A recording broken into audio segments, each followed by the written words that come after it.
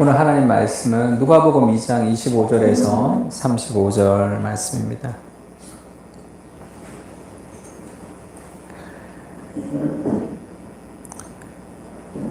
우리 말씀 읽기 전에 광고 잠깐 하겠습니다. 우리 성경대학 레위기 이번 주가 마지막이에요. 이번 주가 27장 그 마지막 이제 레위기 말씀을 우리가 배우고 그 다음에 그 성경대학을 좀 방학에 들어갑니다. 그래서 언제까지 방학하냐면 우리가 이제 1월 1일부터 이제 성경 읽기 표대로 성경 읽을 텐데 그게 이제 민수기 들어갈 때부터 이제 성경대학을 시작할 거예요. 그 전까지 그 전에 못 들었던 거 열심히 좀 들으세요. 레위기 복습도 하고 창세기도 복습하고 그러면 좋을 것 같고 우리 이제 성경 읽기표를 이제 이제 다운로드 할 수 있도록 교회 게시판에도 올리고 카톡에도 이제 올렸습니다. 우리 수연이가 고생 많이 했는데 이 성경 읽기표는 전 세계 유일한 우리 교회만의 성경 읽기표예요.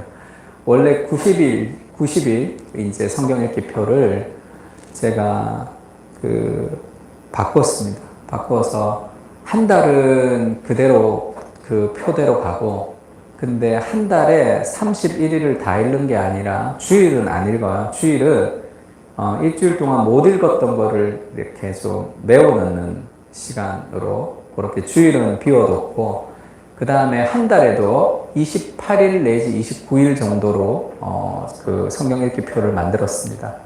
그러면 비어있는 시간이 있죠. 그러니까 매일 다 읽은 사람은 10편을 읽으면 돼요. 10편을 뺐습니다. 10편은 따로 빼서 이제 그 10월 달에 읽도록, 한 번 읽도록 되어 있기 때문에, 표대로 다 읽은 사람들은 10편, 주일도 10편 읽고, 그 다음에 빈 날은 10편을 읽으면서 묵상하면 좋을 것 같고요. 기도하면, 10편을 갖고 기도하면. 다 못 읽었던 사람은 한 달 거를 채우는 날짜가 이틀 있습니다. 그리고 이제 그 토요일, 주일 같은 걸 다 비워놨어요. 그 2월 달에도 마찬가지고, 3월 달에도 다 마찬가지입니다. 그리고 말라기가 끝이 나는 날은 일주일을 비워놨어요. 그러면 구약을 다 끝내고 신약으로 들어갈 때 일주일을 비웠습니다. 그러면 그 일주일 동안은 잘 못 읽었던 것을 다 채워넣는.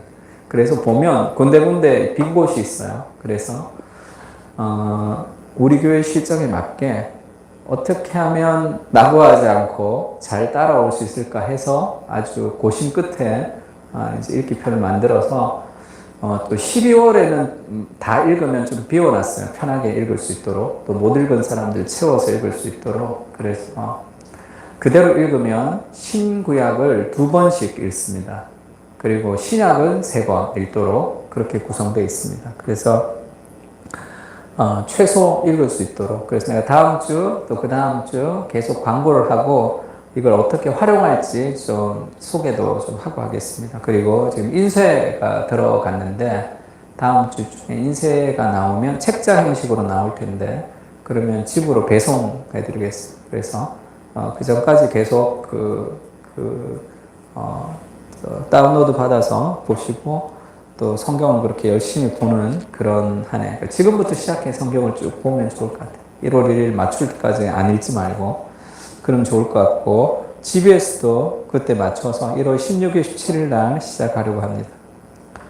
그리고 오늘 성탄원금은 오늘 25일 날짜로 들어온 것은 다 저희가 어려운 교회들 돕는 것으로 사용하겠습니다. 그래서 지금 여러 가지 코로나로 힘든 교회들이 많은데 또 우리가 함께 이럴 때 좀 더 서로의 짐을 나눠지고 서로 동참하는 그런 은혜가 있었으면 좋겠습니다. 송구 영신 예배는 12월 31일 날 8시에 그 영상을 올려놓을 테니까 그걸 가지고 보세요. 그래서 온라인 실시간으로 예배를 드리진 않습니다. 그래서 8시에 올려놓을 테니까 8시에 드려도 되고, 12시, 11시에 드려도 괜찮습니다. 그래서 그렇게 송구 영신 예배 같이 드리면 좋을 것 같습니다. 오늘 말씀 같이 읽을까요? 누가복음 2장 25절에서 35절인데 한 절씩 읽겠습니다.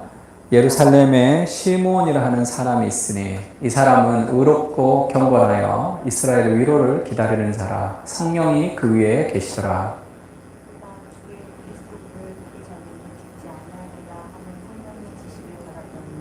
성령의 감동으로 성전에 들어가매 마침 부모가 율법의 관례대로 행하고자 하여 그 아기 예수를 데리고 오는지라.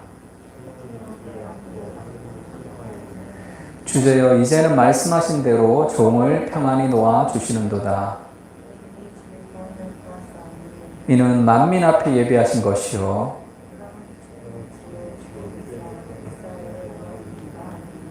그의 부모가 그에 대한 말들을 놀랍게 여기더라.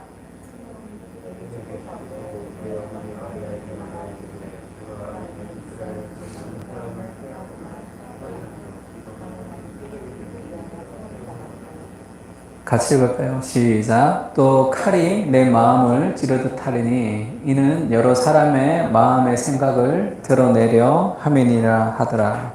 우리 성탄절에 이제 이런 얘기 많이 하죠. 하늘에는 영광이고 땅에는 평화다. 그렇게 얘기합니다. 하늘의 영광이라는 것은 하나님을 찬양하는 것이고 땅에는 이제 그 하나님을 기뻐하는 사람들에게 평화로다. 이렇게 얘기해요.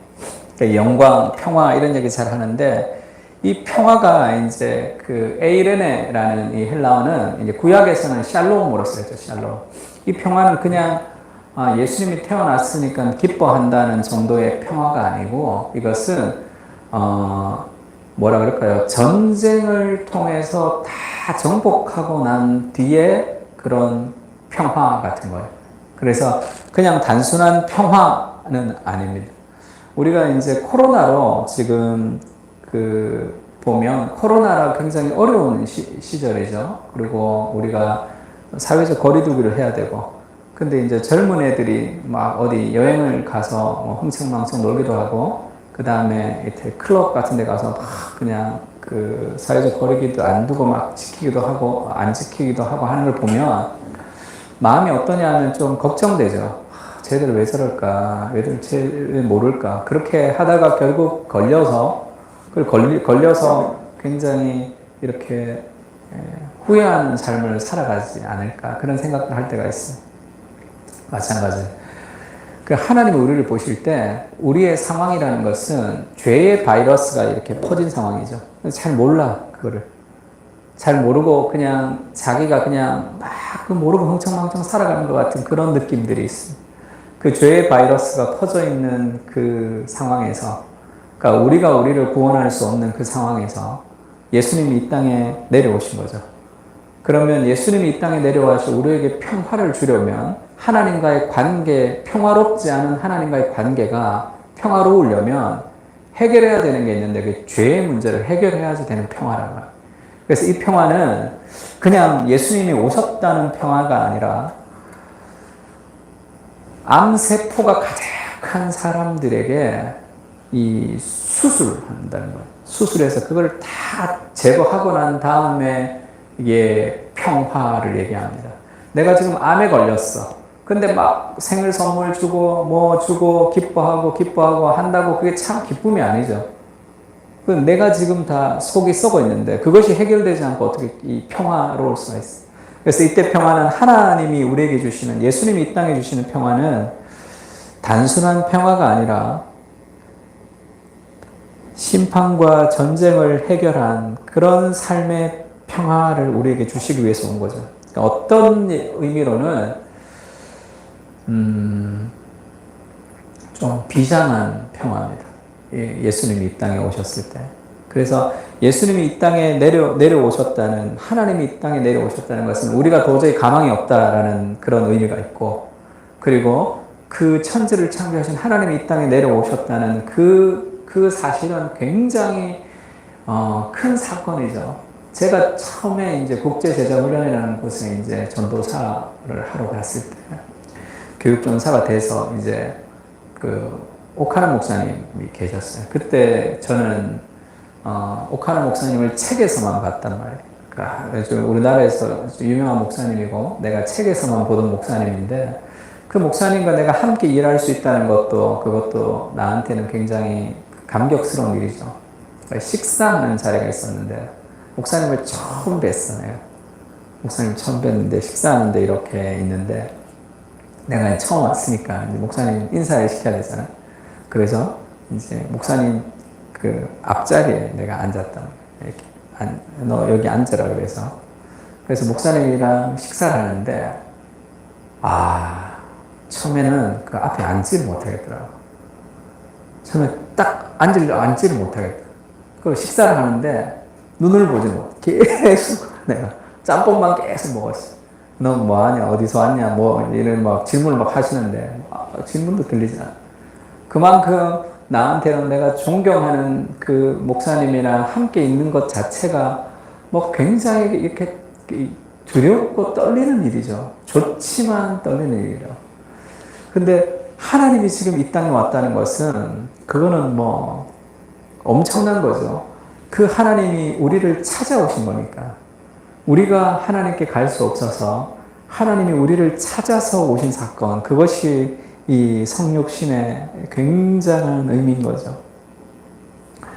제가 이번 주에 J.I. 패커가 쓴 하나님을 아는 지식이라는 책을 쓴 J.I. 패커 목사님이 쓰신 Knowing God Through the Year이라는 그런 묵상집이 있어요. 365일. 그게 이제 Night Storm이라고 J.I. 패커와 같이 기도를 쓴 저자가 있어요. 같이 쓴 저자가. 근데 J.I. 패커가 돌아가셨죠. 그래서 같이 기도를 공저했던 그 저자가 J.I. 패커의 글들을 모았습니다. 그래서 하나님을 아는 지식의 365일 해서 이제 매일 그렇게 묵상할 수 있도록 만든 그 책이 있어요. 그 책의 이제 데이 첫 번째를 제가 이번 주에 묵상을 했는데 첫 번째 제목이 하나님의 손바닥이에요. 하나님의 손바닥. 그러면서 이사야 49장 15절 16절이 첫 번째 구절입니다. 같이 한번 읽어볼까요? 시작. 여인이 어찌 젖 먹는 자식을 잊겠으며 자기 태에서 난 아들을 긍휼히 여기지 않겠느냐. 그들은 혹시 잊을지라도 나는 너를 잊지 아니할 것이라. 내가 너를 내 손바닥에 새겼고 너의 성벽이 항상 내 앞에 있나니. 어찌 여자가 젖 먹이는 엄마가 자기 태에서 난 아들을 긍휼히 여기지 않겠냐. 그러나 그들은 혹시 잊을지라도 나는 너를 잊지 아니할 것이라. 내가 너를 내 손바닥에 새겼다. 그렇게 하나님 얘기하시죠. 아이 키우는 엄마들 보면 한시도 애 생각하지 않는 날이 없죠. 자다가도 아기가 조금만 울어도 이제 깹니다. 아빠는 잘 안 깨도 엄마는 깬다. 근데 하나님이 그들은 혹시 잊을지라도 나는 너를 잊지 아니하고 내가 너를 나의 손바닥에 새겼다. 이렇게 말씀하시면서 제 패커가 그렇게 얘기해요. 신앙에서 가장 중요한 것은 우리가 하나님을 아는 게 아니다. 그래요. 신앙생활에서 제일 중요한 건 knowing God이 아니라는 거예요. 그러면 우리 신앙생활에서 제일 중요한 거, 그것이 뭐냐? He knows me. 그가 나를 안다는 거. 하나님이 나를 아신다는 거. 그것으로부터 신앙이 출발해야 되는 거예요. 내가 하나님을 막 알고 싶어. 말씀을 통해서 하나님을 막 알아가. 기도를 통해서 하나님을 알아가서 하나님에게 은혜를 막 누리고 싶어. 그렇게 우리가 노력을 통해서 막 하나님을 알아가야지 알 수 있는 그런 대상이 아니라 나는 하나님을 잘 모르겠어요. 하나님이 나를 사랑하는지도 잘 모르겠고 하나님이 구원의 감격도 잘 모르겠어. 그래도 괜찮아요.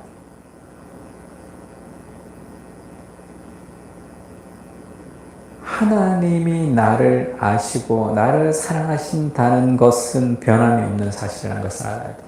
지금 내가 여기서 막 뭔가를 노력해서 하나님을 알아가는 것보다 더 중요한 것은 하나님 그분이 지금도 나를 아시고, 그러니까 성탄이라는 것, 예수님이 이 땅에 내려오셨다는 것은 하나님이 나를 찾아오신 거죠. 왜? 하나님이 나를 아신다는 거예요. 내가 하나님을 잘 모를 뿐이에요. 내가 하나님을 잘 모르고 내가 하나님을 그렇게 내 삶에 부딪힘이 없을 뿐이지 하나님은 만세전부터 나를 선택하시고 나를 찾아서 이 땅에 오셔서 나를 천국으로 인도하시는 분이시고 나를 사랑하시는 분이시다라는 그것을 신앙의 가장 베이스에 전제에 두어야 된다 그렇게 얘기했어요.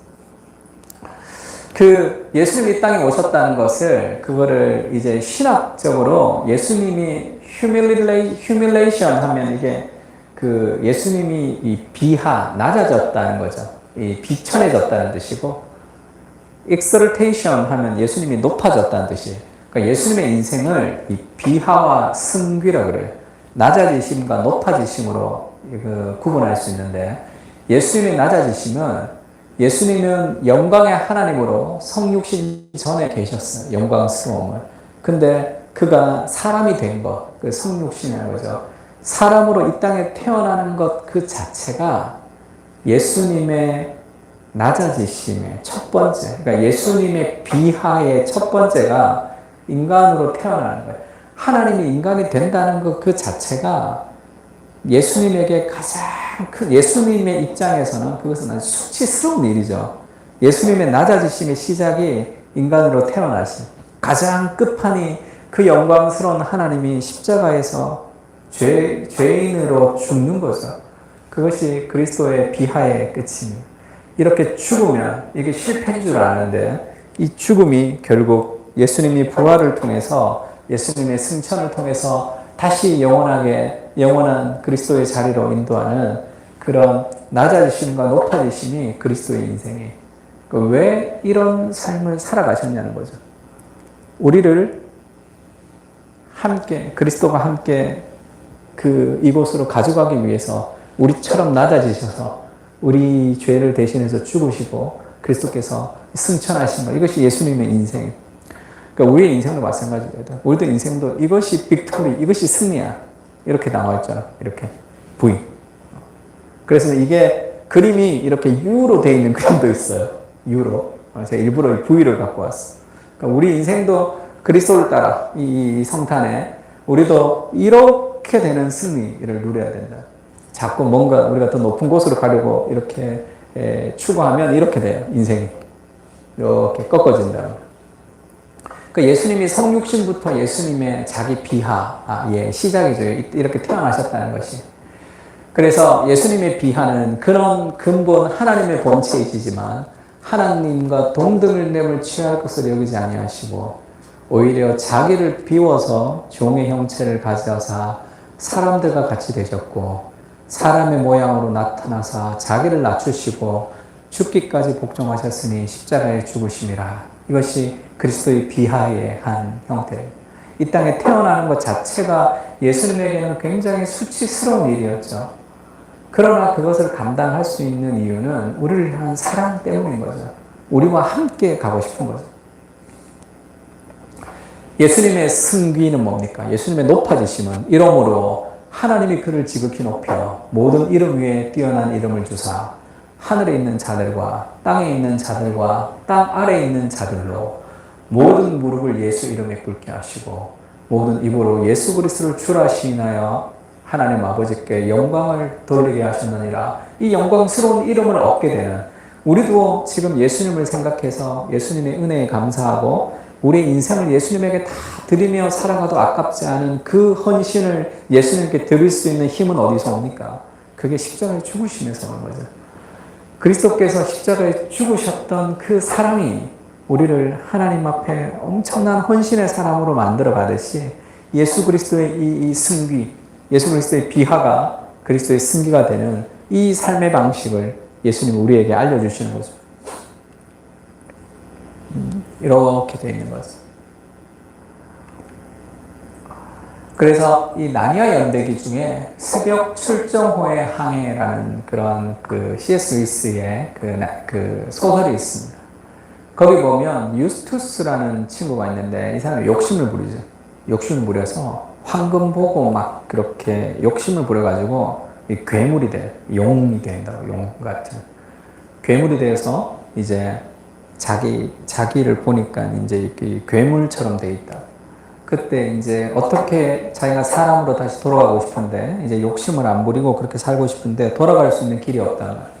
그때 이제 고통하고 있을 때 아슬란이 나타나요. 사자. 아슬란, 예수님을 상징하죠. 아슬란이 나타나서 네 괴물이 된 너의 껍질을 벗겨라. 그렇게 해서 껍질 벗깁니다. 벗겼는데 또 생겨요. 벗겼는데 또 생겨. 또 세 번을 벗겼는데 또 생겨. 그러면서 이 친구가 자기가 스스로 이것을 벗을 수 없다는 것을 깨달아요. 그때 아슬란이 그렇게 얘기하죠. 그 허물은 너의 그 껍질은 나만이 벗길 수 있다. 이렇게 얘기해요. 그러면서 그 사자가 발톱으로 이렇게 팍 벗겨줍니다. 너무 고통스러웠지만 너무 이렇게 깨끗한 이렇게 한 번에 벗겨졌다. 고통스러운 경험이었지만 그러면서 물로 씻는다고 물에 이렇게 넣는다고. 물에 넣으니까 너무 살갗이 처음엔 따가워서 힘들었는데 완전한 자유로운 상태가 되었다 하면서 다시 사람이 되었어요. 그래서 친구들한테 와서 막 자랑한단 말이에요. 막 이런 일이 있었다. 내가 미안하다. 내가 욕심을 부리지 않고 앞으로는 내가 다른 삶을 살겠다. 아슬란이 와서 그렇게 해줬다. 그리고 나서 그 옷을 그 허물을 벗기고 그 아슬란이 새 옷을 입혀줬다. 이렇게 얘기해요.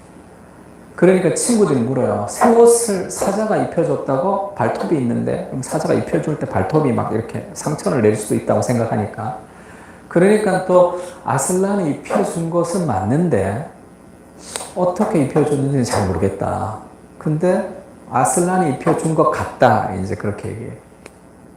그러니까 아마 루시가 물었던 것 같은데 Who is Aslan? Do you know him? 이렇게 물어요. 그래? 아슬란이 누군데? 너 아슬란 잘 알아? 이렇게 물었습니다. 근데 잘 모르지 뭐 자기가. 이렇게 대답해요. Well, 글쎄, he knows me. 이렇게. 너 아슬란 잘 아냐? 그러니까 너를 위해서 그렇게 해준 아슬란 잘 아냐? 아슬란 잘 모른단 말이에요. 내가 한 게 아무것도 없는데. 근데 글쎄, 근데 나는 아슬란을 잘 모르는데 그분은 나를 잘 안다. 이게 지금 그 상황을 겪으면서 유스투스가 경험했던 그 삶의 경험들이죠. 우리의 구원을 통해서 내가 하나님을 잘 알아야 되고 내가 하나님의 모든 것을 다 안다고 그것이 내 삶에 어떤 변화가 있는 것이 아니라 신앙생활은 내가 무엇을 하는 것으로 시작하는 것이 아니라 하나님이 나를 위해서 뭘 하신 것을 기억하는 데서 시작하죠. 그래서 하나님이 나를 잘 아시고 나를 사랑하시고 그분은 나를 위해서 무엇으로도 할 수 있는 분이시다라는 그 삶의 확신들을 우리가 좀 가져야 됩니다. 목숨을 버리시잖아. 나를 위해서 하늘의 영광을 버리고 여기까지 오셨단 말이에요. 그것이 어떤 신앙생활의 출발이 되어야 되고요. 그래서 그 예수님이 이 땅에 오셨다는 것은 또 한 가지 우리의 힘으로 해결할 수 없기 때문이다 이렇게 얘기했습니다. 그래서 예수님이 우리에게 평안을 주실 때 그 평안은 그냥 오는 것이 아니라 엄청난 고통을 통과해서 온다는 것을 알아야 돼요.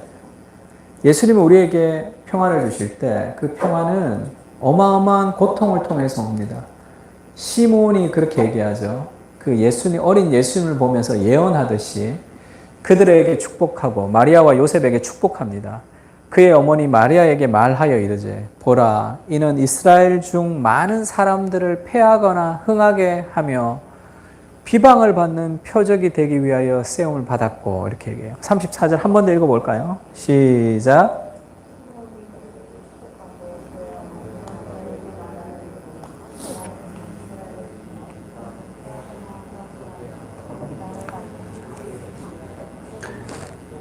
예수님이 이 땅에 오셨는데 예수님이 이 땅에 오신 이유는 이스라엘 중에 많은 사람을 패하게 하거나 흥하게 하기 위하여 비방을 받는 표적이 되기 위해서 세움을 받았다는.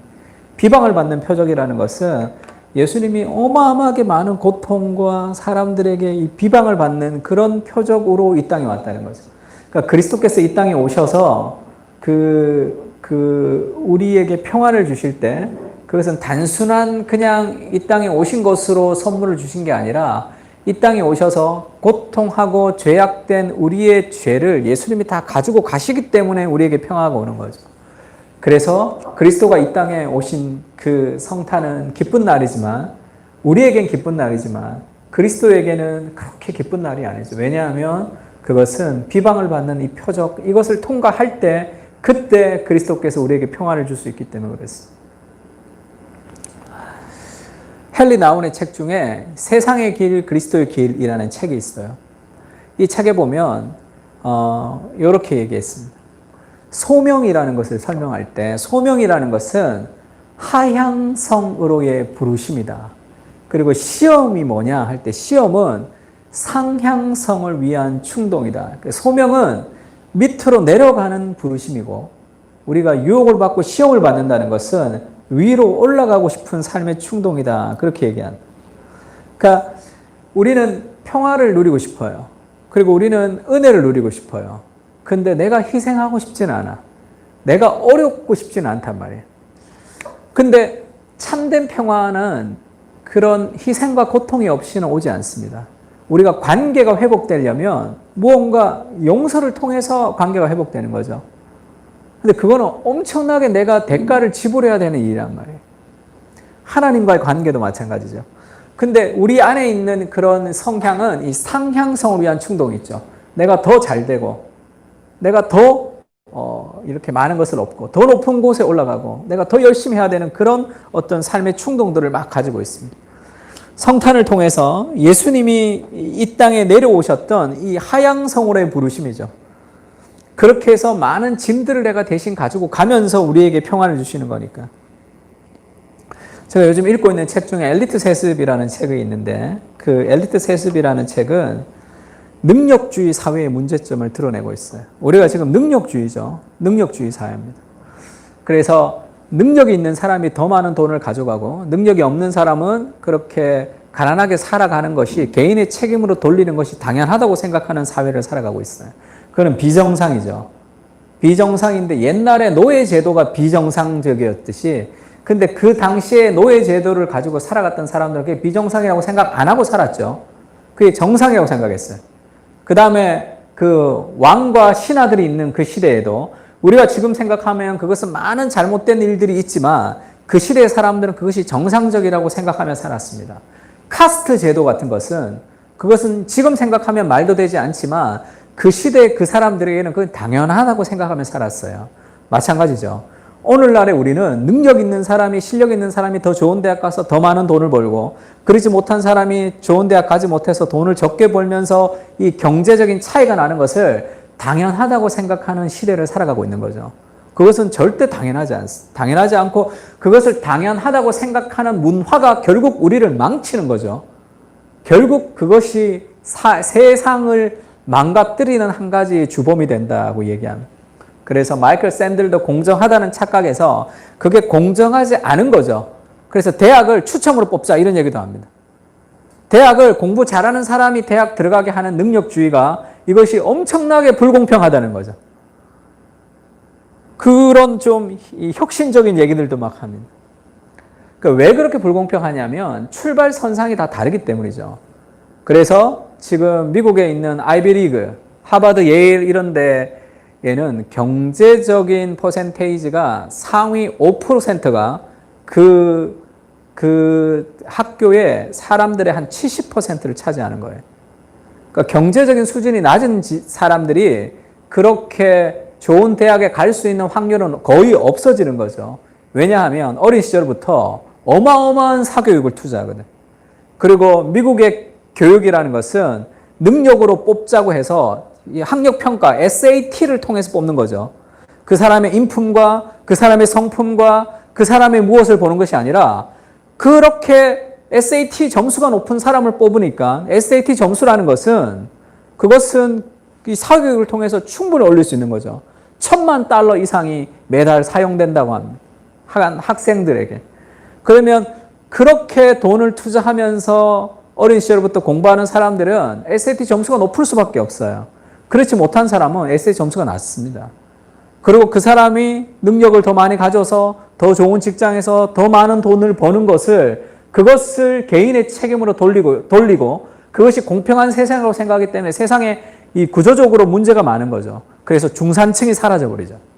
왜냐하면 이 엘리트들이 엄청난 능력을 많이 가지면서 많은 돈을 벌어가고 거의 어마어마한 액수의 차이가 나죠. 그 다음에 이 하층민과 최상위층만 계속 있는 거죠. 그럼 이 사람들은 행복하냐? 안 행복하죠. 이 사람들도 끝없는 경쟁을 통해서 계속 해야 되니까 일이 너무 과중해. 이 사람들은 또. 이 사람대로 스트레스가 많고 힘든 일이 많고 그래서 정신 치료를 받는 그런 엘리트들이 많단 말이에요. 그게 다 이 드리븐 피플, 쫓기는 삶을 살아가는 거죠. 왜냐하면 이 능력주의 시대에 우리가 능력으로 내가 승리해야 되니까. 그러니까 이게 누구를 위한 거냐는 거예요. 이 능력주의가. 결국은 이것은 사회가 붕괴될 것이다. 그래. 중산층이 사라지고. 그래서 지금 트럼프 대통령이 2016년에 대통령으로 당선됐을 때 누가 트럼프에게 표를 많이 줬느냐. 학력이 낮은 사람들이 훨씬 더 많은 표를 트럼프 대통령에게 줬다. 그렇게 얘기합니다. 그러니까 그 사람들이 왜 줬냐 하면 능력주의 사회는 내가 내 능력을 가지고 내가 돈 버는 것이고 내가 내 능력을 가지고 내가 살아가는 것이라고 생각하기 때문에 능력이 없는 사람들을 무시하는 경향이 있단 말이에요. 그래서 그렇게 교육 수준이 낮은 사람들은 사회적인 무시와 멸시를 받으면서 자라는 거죠. 누군가가 욕하지 않지만 모든 사회가 다 그렇게 보는 거죠. 뭔가 좀 공부를 잘 못해서 저 사람이 건강하지 못하, 뭔가 좀 그렇게 잘 알지 못해서 잘 못한다는 생각을 가지고 살아간단 말이에요. 국회의원을 뽑을 때도 그 엘리트 세습에서 그런 얘기를 합니다. 국회의원을 뽑을 때도 왜 대학 나온 사람만 국회의원을 뽑느냐는 거죠. 국회의원을 잘 하려면 제일 중요한 건 두 가지가 있어야 되는데 하나는 덕성이 있어야 되고 하나는 삶의 지혜가 있어야 됩니다. 그런 것은 학교에서 배울 수 없는 거라는 거죠. 학교에서 배울 수 없는 것이 가장 필요한데 학교에서 공부 잘하는 사람들만 다 정치인으로 뽑아놓으니까 지금 이것이 사회를 제대로 반영하지 못하고 미국에서 제일 이 대통령 수행을 잘했다는 그 정부, 내 정부가 그 중에 3명은 비대졸자 출신이죠. 링컨도 그렇고 해리 트루만도 그렇고 다 그런 출신들이란 말이에요. 특히 해리 트루만 때는 굉장히 조직을 잘했는데 그 어디서 뭐 공무원 사서 하던 사람이 와서 그 정부에서 일하고 했는데도 그렇게 잘했다는 거예요. 지금은 초엘리트들이 다 모여 있지만 그 정책이나 여러 가지 것들이 다 이 책상에서 헛발질하는 것들이 많다는 거죠. 마찬가지죠. 마찬가지입니다. 목회도 마찬가지죠. 목양과 목회를 참 건강하게 잘 한다는 것은 지식이 필요하죠. 반드시 필요합니다. 그러나 책에서 배우는 것은 아니라는 거예요. 책에서 막 공부 잘하는 사람들이 그렇게 되는 건 아니죠. 다 삶이 다 똑같단 말이에요. 책에서 배울 수 없는 것들이 굉장히 많이 있는데 그런 것들을 열심히 공부했던 사람들이 더 많은 것들을 가질 수 있는 상향의 문화가 지금 형성된 거죠. 그러니까 이 능력주의가 당연하다고 생각하는 이런 완전히 잘못된 사고 속에 우리가 살기 때문에 그렇지 못한 사람들이 가지는 그런 자괴감과 그런 사람들이 가지는 기득권층이 가지는 그런 교만이 결국은 이 사회를 붕괴하고 있을 거예요. 붕괴하고 있다는 거죠. 계속 갉아먹는 거죠. 그렇게 중산층이 다 사라지면 어떻게 됩니까? 그러면 혁명 외에는 길이 없는 거죠.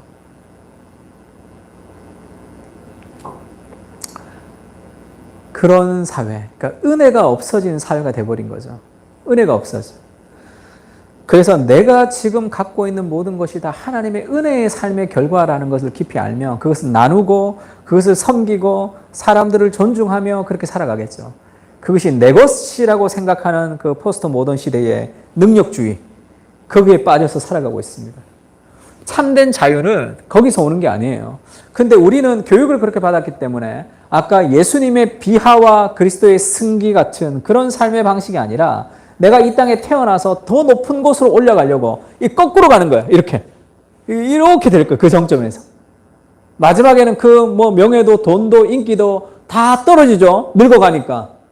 그러면서 인생 속에 내가 원했던 삶은 없는 거죠. 정점을 찍고 그럼 기분이 좋았다가 이렇게 내려가서 자기 인생을 돌아보면 다 한여름밤의 꿈으로 인생이 끝이 나는 거예요. 막 이렇게 올라가는 거예요. 정말 중요한 것들을 잃어버리고 우리 삶 속에 참된 자유가 아닌 그런 능력주의라는 세상에 주는 문화적 내러티브에 빠져가지고 계속 우리도 뭔가를 인식하며 올라가는 거죠. 제가 이번 연말부터 이제 내년에 이제 성경 읽기를 이제 열심히 해야 되겠다 생각하면서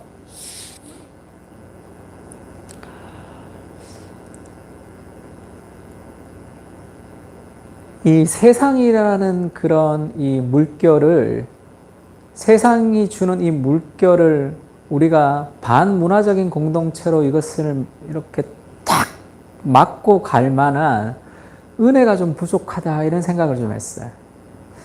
아, 좀 은혜가 부족하구나. 그런 생각들이 있었습니다. 우리는 좀 세련된 기독교인이 되고 싶어 하는 마음이 있는 것 같아요. 조금 뭐라 그럴까, 고급스러운 기독교인이 되고 싶어 하는. 그래서 복음의 야성이라는 게 다 사라져버리는 그런 이 현대 기독교 안에 우리 교회도 함께 물들어가고 있다, 이런 생각을 제가 깊이 했습니다. 많이 반성했고, 내 안에 어떤 야성이 좀 회복돼야 되겠다, 이런 생각이 좀 들었어요. 겉으로 보기에 괜찮은 기독교, 그것은 고난 앞에 다 무너지게 돼 있어요. 힘이 없는 기독교죠. 껍데기 기독교란 말이에요. 그러니까 우리가 막 상향의 문화를 따라서 가고 싶어 하기 때문에 정말 내 관심들은 다 사라지는 것들이죠. 말씀 볼 시간도, 기도해야 될 시간도 사라지며, 그러면서 내 영혼은 점점점 갉아먹어지는 그런 시대를 우리는 살아가고 있습니다.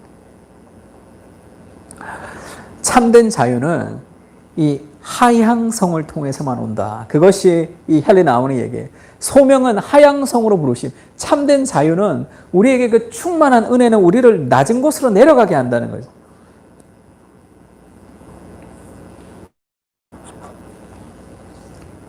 그래서 예수님이 그렇게 얘기하죠. 너희 중에는 그렇지 않아야 하나니. 이게 뭐냐면 이방인들과 세상에 관한 자는 자기를 더 높아지게 하기를 원하죠.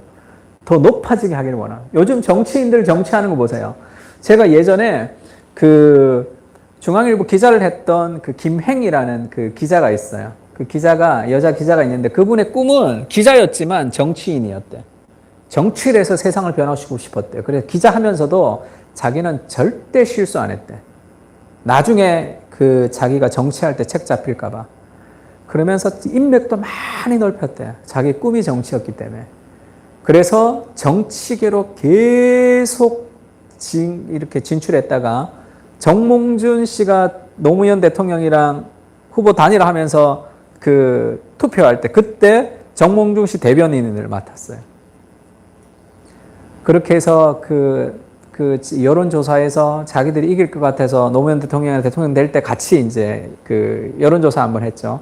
그러다가 이제 정몽준 씨가 이제 불복하면서 이제 자기가 이제 거의 거기서 직업을 잃을 정도로 쇼크를 받았다 그러는데, 그분이 이제 예수를 믿게 됐어, 나중에 예수를 믿게 되면서 간증할 때 그런 얘기를 하더라고. 그때 당시, 뭐 지금도 저는 비슷하다고 생각하는데, 그때 당시 자기가 정계에 진출해서 보니까 정치인들의 한 가지 목표는 정권을 쟁취하는 거죠. 그래야지 밥줄이 달려있는 거잖아요. 그것을 위해서는 뭐라도 다 하는 사람들이 정치인이라는 거지. 국민을 위해서, 나라를 위해서 내가 봉사한다는 그런 개념들은 자기는 찾아보지 못했고, 정치라는 것은 한 가지 전쟁입니다. 전쟁인데 오로지 정권을 창출하기 위한 전쟁이죠. 그거 외에 딴 건 없다고. 그거 하지 못하면 그냥 지는 거니까. 그러니까 내가 국민을 위해서 뭘 하고 봉사하고가 아니라, 그것이 이제 집단 이기주의 안에 굉장히 중요한 이슈죠. 어떻게 하든 정치를 창출해야 되겠다는 거죠. 그러면 누군가가 좀 잘못하면 그때 내가 등장해야 되잖아. 그 타이밍에. 얼마나 이 비굴한 인생에 물고 무릎뜨면서 살아야 되는 거니까. 근데 그런 것 같아. 그 얘기를, 그 간증을 들으면서 내가 참 그런 것 같다, 그런 생각이 좀 들었어. 끊임없이 무언가를 쟁취하기 위해서, 무언가 목표를 이루기 위해서 노력하는 삶의 어떤 상향성의 목표죠. 너희 중에는 그렇지 않아야 하나니, 너희 중에 누구든지 크고자 하는 자는 너희를 섬기는 자가 되고, 이 하향성이죠. 너희 중에 누구든지 으뜸이 되고자 하는 자는 너희의 종이 되어야 하리라. 인자가 온 것은 섬김을 받으려 함이 아니라 도리어 섬기려 하고 자기 목숨을 많은 사람의 대속물로 주려 함이니라. 이것이 예수님 이 땅에 오신 삶의 목적이에요. 이것이 예수님만의 삶의 목적이 아니라 우리의 삶의 목적이 되어야 된다고 얘기하죠. 나는 섬김을 받으려 함이 아니라, 내가 인기를 위해서, 사람들에게 인정을 받기 위해서가 아니라 섬기려 하고 자기 목숨을 많은 사람의 대속물로 주려 하는 이 참된 자유, 이런 하향성의 소명을 예수님이 오셔서 이 땅에 내려오신 거죠.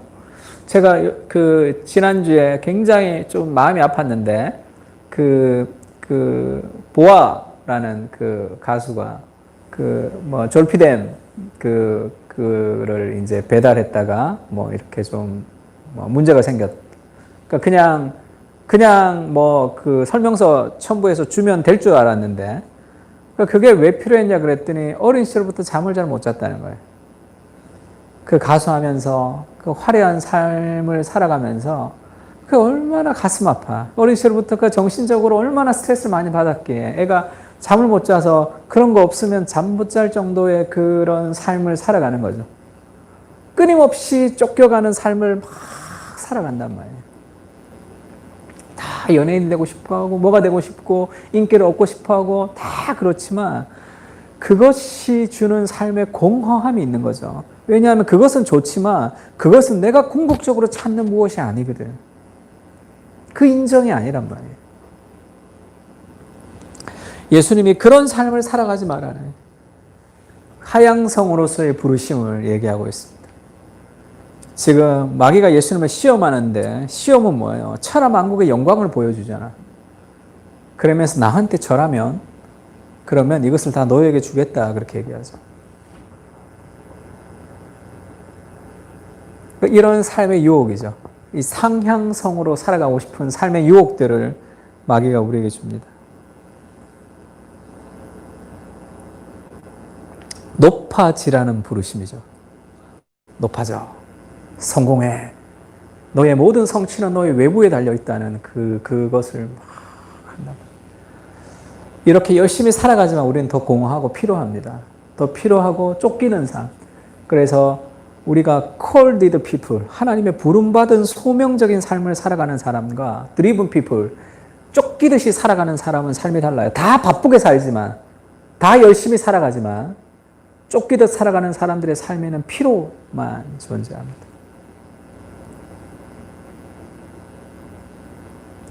우리의 삶의 참된 자유, 그것은 외부적 성취가 아니라 내면의 고요한 시간의 충만에서 오는 거예요.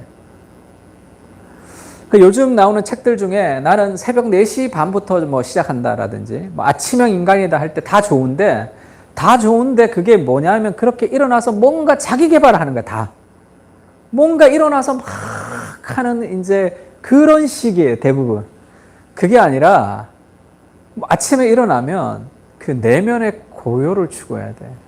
삶에 있어서 우리 삶에서 뭔가를 자꾸 채우려고 하지 말고 내 안에 무언가를 자꾸 비워야지 그것이 참된 자유가 임한다는 것을 알아야 된다. 그리스도가 채워져야 되는 것인데 오병이어의 기적이 끝이 났습니다. 오병이어로 기적을 베푸니까 사람들이 그러므로 예수께서 그들이 와서 자기를 억지로 붙들어 임금으로 삼으려는 줄을 아시고 사람들이 막 몰렸죠. 이 기적을 베푸는 오병이어의 기적으로 예수님 인기가 하늘을 치솟았죠. 그래서 많은 사람들이 자기를 왕으로 임금으로 삼으려고 왔습니다. 그러니까 예수님이 그들이 와서 억지로 붙들어 임금으로 삼으려는 줄을 아시고 다시 혼자 산으로 떠나가시니라. 그래서 오병이어의 기적을 마치고 사람들에게 인기가 최고의 정점에 이르렀을 때 예수님이 홀로 기도하러 산으로 가시면서 제자들에게도 먼저 배를 타고 떠나가라 그러죠. 먼저 가 있어라. 그리고 그 제자들이 풍랑일 때 예수님이 거기서 이제 무리를 걸어서 오시죠. 그 사람들이 많이 환호하고 사람들이 그렇게 원하는 그 삶의 그런 성공, 그 앞에서 예수님이 그 사람들의 요구에 따라가는 것이 아니라 예수님이 다시 혼자 산으로 가서 예수님이 기도하시는 거죠. 거기에 예수님이 쫓겨서 살아가는 것이 아니라 예수님의 삶의 그런 고요한 삶의 충만, 그것이 그리스도의 마음이었죠. 그렇지 않았으면 이 땅에 내려올 필요도 없잖아. 이 땅에 내려오셔서 십자가에 죽으시는 그리스도의 삶, 그것을 통해서만 참된 승리가 있다는 것을 예수님이 아시는 거죠. 이런 세상의 방식이 아니라. 제가 지난주에 그 이찬수 목사님 회의하면서 한번 만났는데 제가 그런 얘기를 한번 했어요.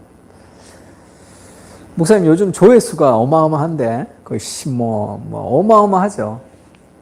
많은 사람들이 자기 설교를 듣고 보고, 그리고 설교를 일주일, 월요일부터 준비해서 토요일까지 막 설교만 생각하세요.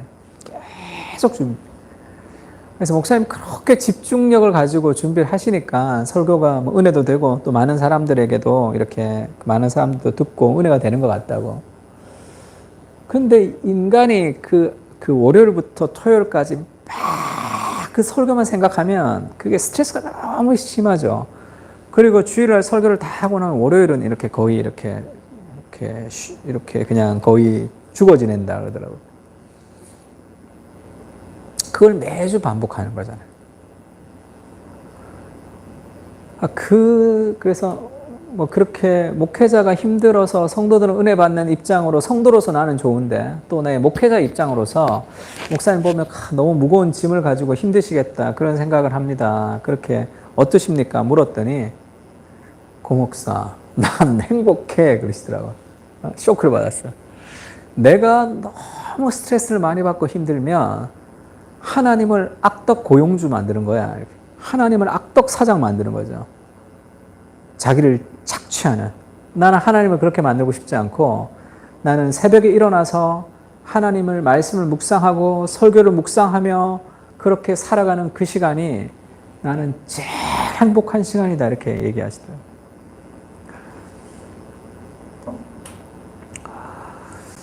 크리스마스 이브에 만약에 제가 설교를 준비하면서 내 평생에 크리스마스 이브에 나는 한 번 크리스마스 이브에 가족들이랑 어디 식사하러 가지도 못하고 나는 크리스마스 이브에 나는 이렇게 있어야 되나? 그것이 내 인생에 굉장히 힘든 짐이라고 생각해 봐요. 그러면 이 설교가 어떻게 나오겠어요? 이게 무슨 설교가 어떻게 나오겠냐?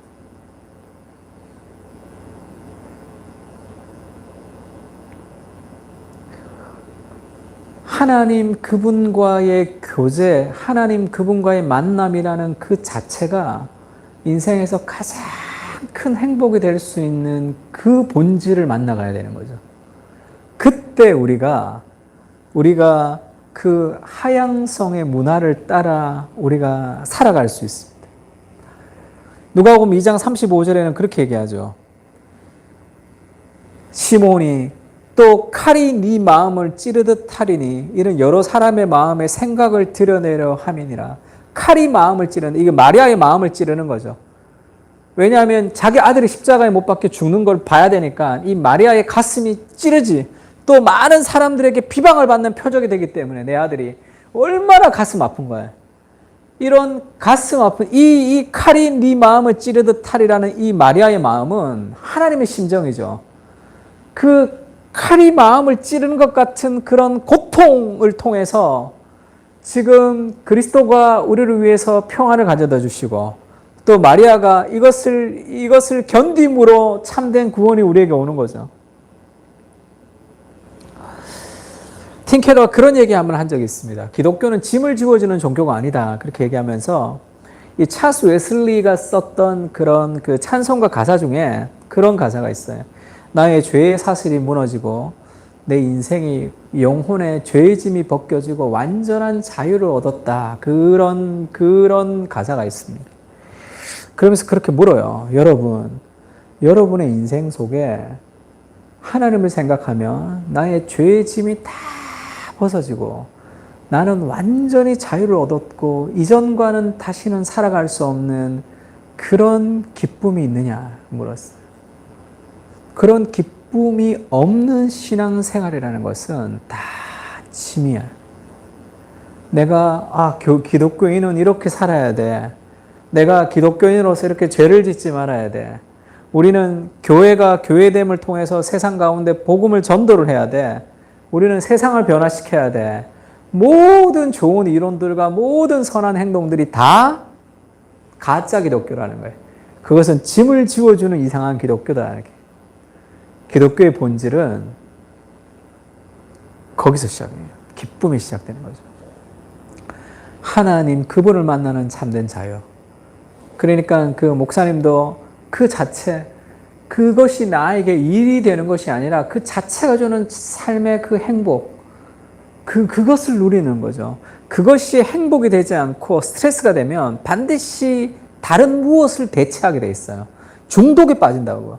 그래서 막 그렇게 화려하게 많은 사람들의 앞에 서면서 그렇게 스포트라이트 받으면서 하는 사람들 속에 건강하게 살아가는 사람들이 많지 않은 이유는 그것을 견딜 수 있는 내면의 참된 자유가 없는 거죠. 상향성의 문화를 쫓아가는 사람들이 어느 자리에 자리를 잡으면 그 자리를 감당할 수 있는 존재의 무게가 없는 거예요. 그 존재가 그 자리를 감당하기가 가벼운 거예요. 그러면 그 무게가 자기를 끌어내리는 거죠. 그것이 어디로부터 오는가? 하나님과의 관계에서 오는 그 기쁨으로부터 출발하는 거예요. 거기서부터 시작합니다. 그 기쁨이 있을 때 칼이 내 마음을 찌르듯 하는 것을 감당하며 살아갈 수 있어요. 그럴 때 비방을 받는 표적이 되기 위해서 우리가 그것을 감당하며 살아갈 수 있습니다. 어거스틴의 고백록의 10권에 보면 내적인 성찰이라는 파트가 있습니다. 거기서 어거스틴이 그렇게 고백하죠. 하운데 내가 당신을 사랑한다고 할 때 대체 당신의 무엇을 사랑하는 것입니까? 내가 하나님을 사랑한다고 할 때 대체 하나님이 무엇을 사랑하는 것입니까? 이렇게 물어요. 내적인 성찰을 통해서.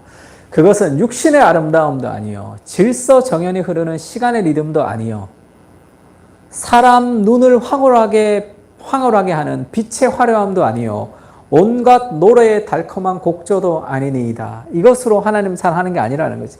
또 꽃이나 향료에서 나오는 향기로운 내용도 아니요. 이런 것도 아름답지가 사랑하지만 우리가 하나님을 사랑한다고 할 때 이런 것과는 비교할 수 없다 그 얘기를 하는 거예요. 만나나 꿀도 아니요. 껴안고 싶어지는 몸의 지체도 아니니이다.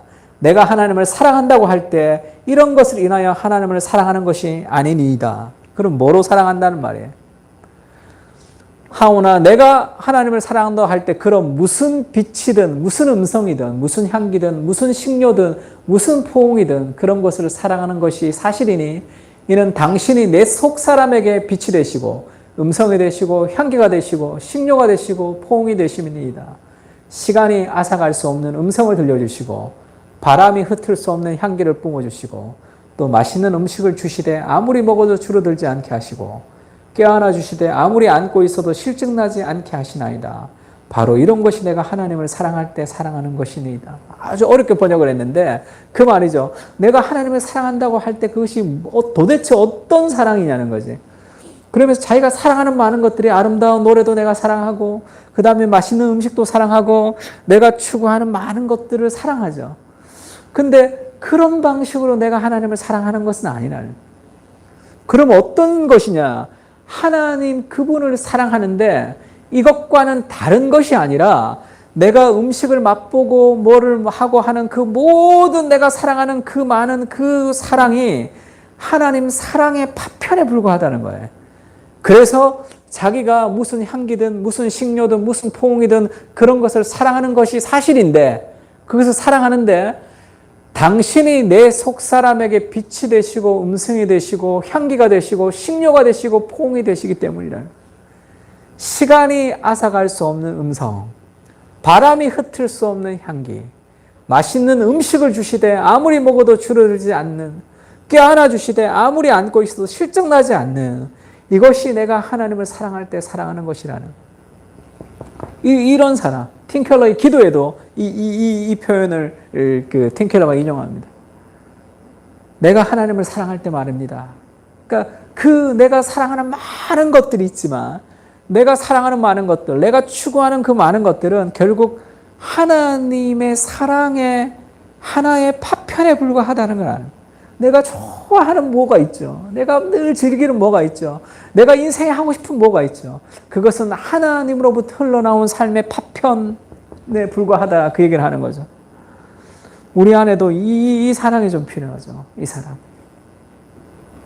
하나님의 말씀을 읽고 묵상하면서 우리 안에 정말로 이런 사랑이 있죠.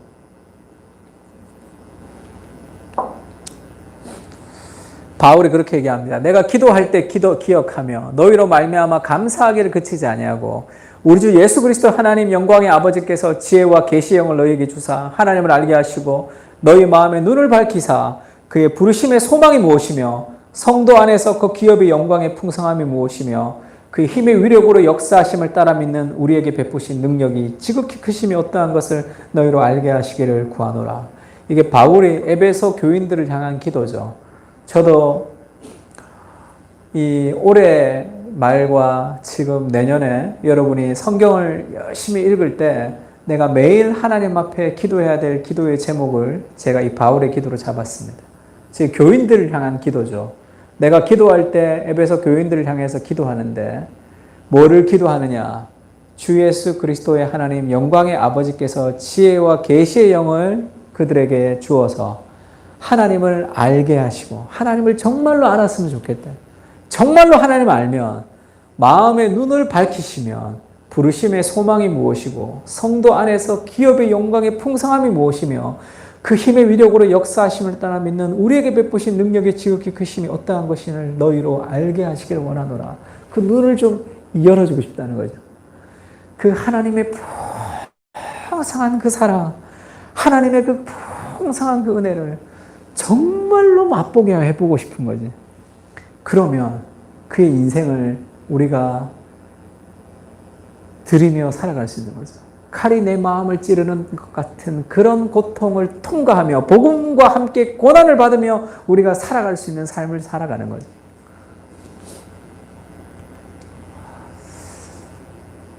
예수님은 그렇게 얘기하죠. 조금 있으면 너희가 나를 보지 못하겠고 또 조금 있으면 너희가 나를 보리라. 예수님이 십자가에 못 박혀 죽으시고 이제 승천하시니까 그리고 조금 있으면 예수님 부활하시니까 나를 보게 되리라. 그렇게 얘기하죠. 그러면서 20절에는 그렇게 얘기합니다. 내가 진실로 진실로 너에게 이르노니 너희는 곡하고 애통하겠으나 세상은 기뻐하리라. 너희는 근심하겠으나 너희 근심이 도리어 기쁨이 되리라. 그리고 그리스도 십자가의 죽음을 얘기하시는 거죠. 21절에 그렇게 얘기합니다. 여자가 해산하게 되면 그때가 이르렀으므로 근심하나 아기를 낳으면 세상이 사람 난 기쁨으로 말미암아 그 고통을 다시 기억하지 아니하니라. 지금 여자가 해산해서 그 아기가 태어나면 그 고통을 잃어버리는 것을 그 기쁨으로 고통을 잃어버리는 것을 예수 그리스도의 십자가를 예수님이 이렇게 지금 비유하시는 거죠. 우리가 제자반 할 때 지금 이 구절이 은혜를 받았다고 많이 나눴는데 예수님이 자기가 십자가에 못 박혀 죽으시면서 그 여자가 해산할 때 그 아기가 태어나는 기쁨으로 고통을 잃어버리는 것 같은 그 기쁨이 내게 있다. 십자가 앞에서 예수님이 그 고통스러운 십자가 앞에서 예수님이 그 십자가를 지고 그런 삶을 살 수 있었던 것은 우리를 향한 기쁨이었다는 거죠. 첫 번째 탄생도 마찬가지죠. 여자가 해산해서 아이를 태어나는 기쁨을 누리려면 그 여자가 목숨을 걸어야 된단 말이에요. 저도 우리 아이 태어날 때, 우리 시우 태어날 때 우리 아내는 워낙 약했어요. 몸이 너무 약해서 저는 아이가 태어난다는 것을 생각하지는 않았습니다. 결혼해서 애가 태어난다는 것을 생각을 못했어. 근데 임신하고 뭐 유산도 몇 번 될 뻔했죠. 그래서 다 이제 유산한다고 그랬는데 그 병원을 한 2달 정도 입원하고 그랬어요. 그래서 병원에서도 이 정도면 이 정도 하혈했으면 이제 유산이라고 그랬는데 태어났어요. 근데 그 전날에 병원에서 전날에 뭐 쓰냐면 사망 동의 썼어요. 보호자가 아기를 낳다가 이렇게 죽게 돼도 그 괜찮다는 사망 동의서를 쓴단 말이에요. 그걸 쓰는데 벌벌 떨리더라고. 정말 그렇게 될 것 같은 그런 느낌이 있었어요. 그 보통 사람들 아니고 워낙 약하니까. 그래서 마취를 이렇게 다른 사람 같이 마취 놓으면 안 될 텐데. 그럼 못 일어날 텐데. 근데 반만 마취를 했습니다. 그리고 그 수술실에 들어갔었는데 한 15분 정도 만에 애가 나왔는데 저희는 제왕절개를 했기 때문에 기도하는데 기도가 안 나와. 기도가 안 나오고 딱 기도한다고 이렇게 딱 눈을 감았는데 그 기도가 안 나오고 죽을 것 같더라고 그냥. 뭐 어떻게 기도했는지 모르겠어. 그냥 손이 막 계속 떨리는 거야. 야, 이렇게 약한데 이게 될까? 그런 마음이 막 있었어. 15분 만에 애가 나오더라고.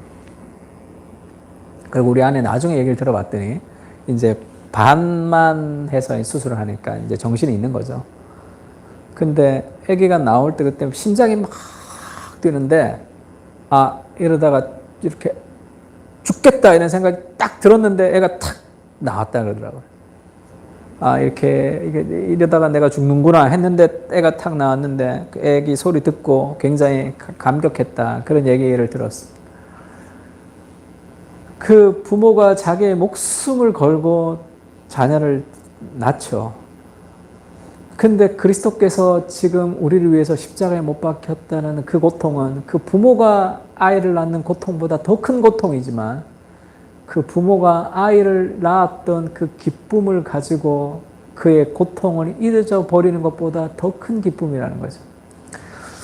내가 십자가를 지는 그 고통, 그것보다 더 큰 기쁨을 우리에게 가지기 때문에 예수님이 그것을 하셨다는 거죠.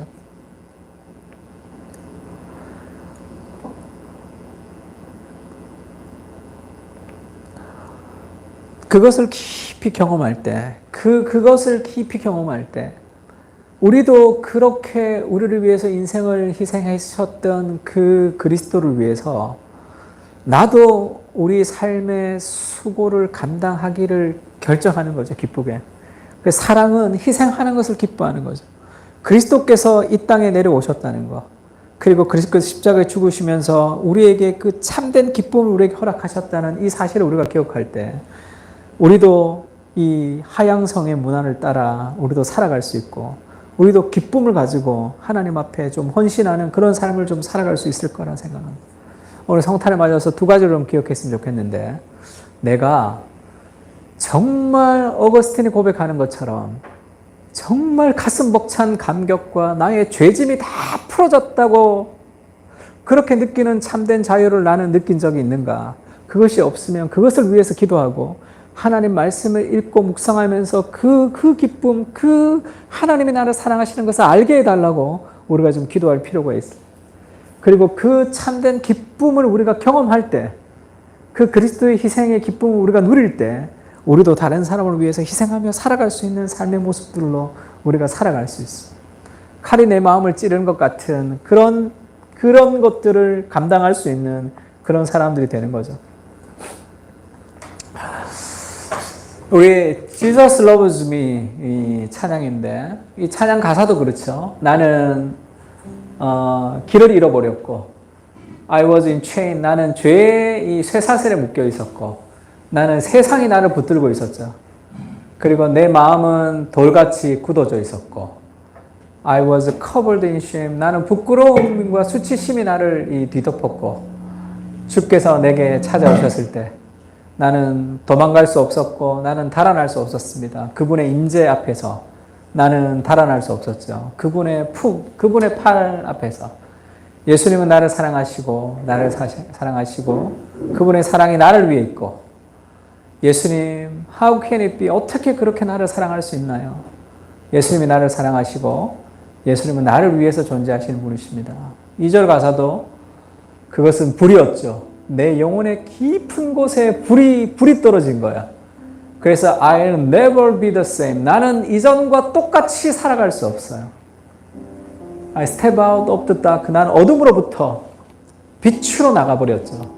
그분이 나의 이름을 불러주었을 때. 그래서 나는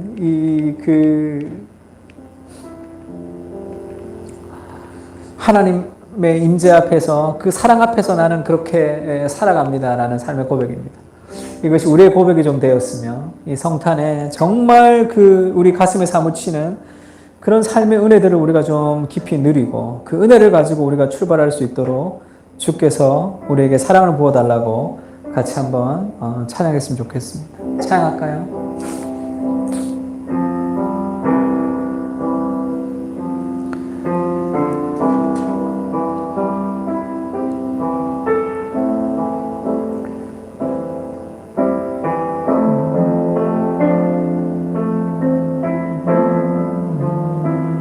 I was lost. I was lost. I was in chains. The world has hold on me. Hollow the storm, covered in shame, came from me. I couldn't run from His presence. I couldn't run from His Son. Jesus, He loves me. He loves me. He is for me. Jesus, how can it be? He loves me. He is for Jesus, He loves me. Jesus, He loves me. He loves me. He is for me. Jesus, how can it be? He loves me. He is for. I couldn't run from His presence. I couldn't run from His Son. Jesus, He loves me. He loves me. He is for me. Jesus, how can it be? He loves me. He is for me.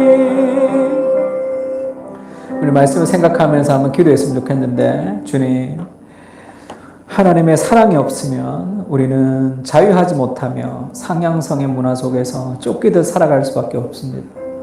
이 땅에 자기를 내어주시면서 이 땅에 오셨던 그리스도를 기억하며 그 하나님의 사랑이 우리를 완전히 충만케 하는 은혜를 경험할 수 있게 해달라고, 그래서 우리도 복음과 함께 고난을 받기를 기뻐하는, 그리스도를 위해서 희생하기를 기뻐하는 그러한 참된 성탄의 의미를 가지고 살아가는 우리가 될 수 있게 해달라고 같이 한번 기도했으면 좋겠습니다. 다 같이 기도하겠습니다.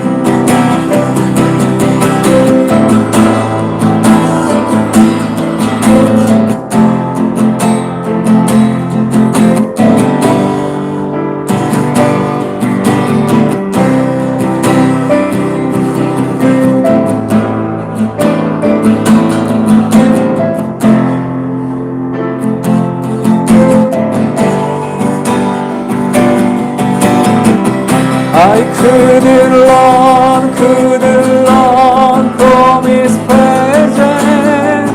I couldn't run from His Son. Jesus, He loves me. He loves me. He is for me. Jesus, how can it be? He loves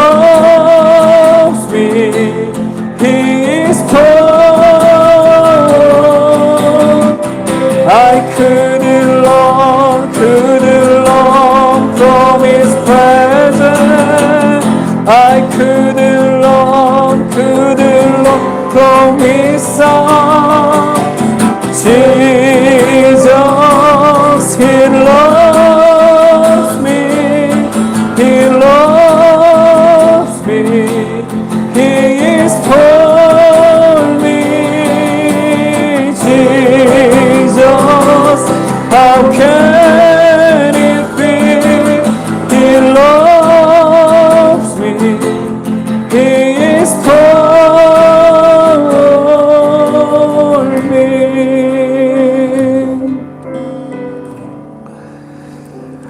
하나님 감사합니다. 우리를 위해서 이 땅에 내려오신 예수님, 그리스도의 성육신의 의미를 우리가 다시 깨달을 수 있도록 주님 도와주십시오.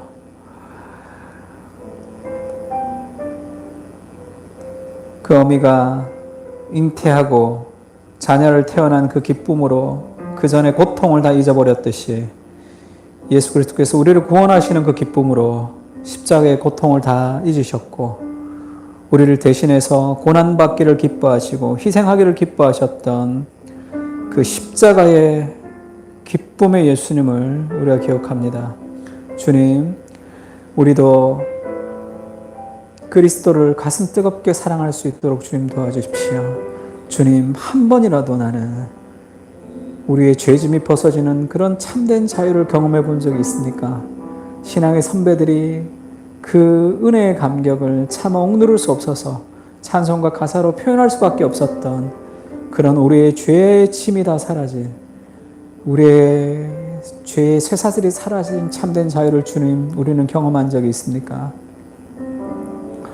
내 영혼에 불이 떨어져서 이전과 같이 살아갈 수 없는 그 은혜를 주님, 우리에게 허락하여 주십시오.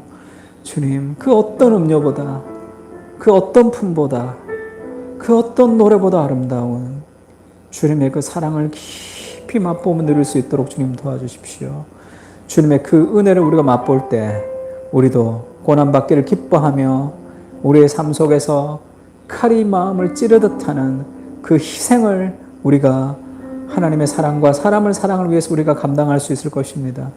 주님의 사랑을 우리에게 부어주셔서 가장 귀한 주님의 사랑을 우리가 누리며 맛보며 살아갈 수 있도록 주님 도와주시고, 이제 우리가 하나님 말씀을 읽을 텐데 하나님의 말씀 속에 흐르는 깊은 하나님의 은혜를 우리가 누릴 수 있도록, 맛볼 수 있도록 지혜와 계시의 영을 주셔서 그 영광의 부르심의 풍성한 소망을 깨달을 수 있는 그러한 우리가 될 수 있도록 주님 도와주셔서 주께서 우리를 위해서 자신을 내어주시듯이 우리도 그리스도와 복음을 위해서 우리를 내어드리는 그런 귀한 하나님의 사람들이 다 될 수 있도록 주님 은혜를 베풀어 주시옵소서. 아버지, 주님 앞에 우리의 삶을 드립니다. 우리의 시간과 우리의 물질을 드립니다. 주님 받아주시고 아름답게 사용해 주시고 하나님 나라를 확장시키는 그 일에 우리를 동참시켜 주시옵소서. 우리의 물질과 우리의 시간과 우리의 에너지뿐 아니라 우리의 전 인생을 주께 드리오니 주님 아름답게 받아주시고 향기나는 제물로 오병이어의 기적을 주께서 우리 인생의 작은 오병이어를 가지고 수많은 사람을 먹이는 그런 은혜를 우리에게 허락하여 주시고 우리도 그리스도 앞에 누리는, 그리스도 앞에 맛보는 그런 고요한 시간들을 통해서 우리 영혼이 참된 행복이 하나님과의 관계에 있음을 깨달아 알 수 있도록 주님 은혜를 베풀어 주시옵소서. 이제는 우리 주 예수 그리스도의 은혜와 하나님의 무한하신 사랑과 성령님의 은사가 이 성탄에 더 높은 곳을 쫓으며 살아가는 인생이 아니라 참된 자유가 하향성에 있다는 것을 깨닫고 하나님을 사랑함으로 우리의 인생을 내어드리기를 기뻐하며 돌아가는 사랑하는 그 사랑 교회 교인들 머리 위에 이제로부터 영원까지 함께 계실지어다. 아멘.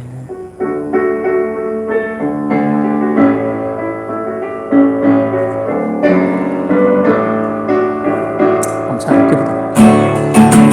기쁘다 구주 오셨네. 한 백성 맞아라.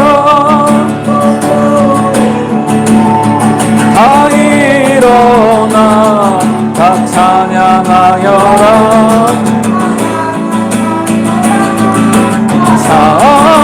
찬양하여 은혜와 진리 되신 주 다 주관하시니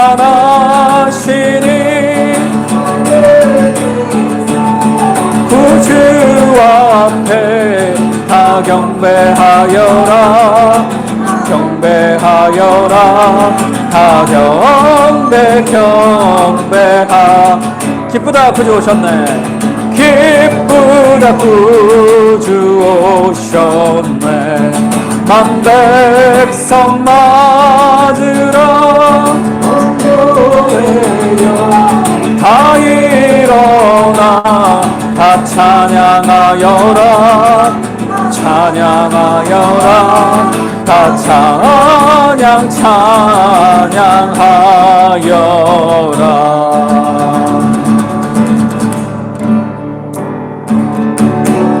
메리 크리스마스. 메리 크리스마스.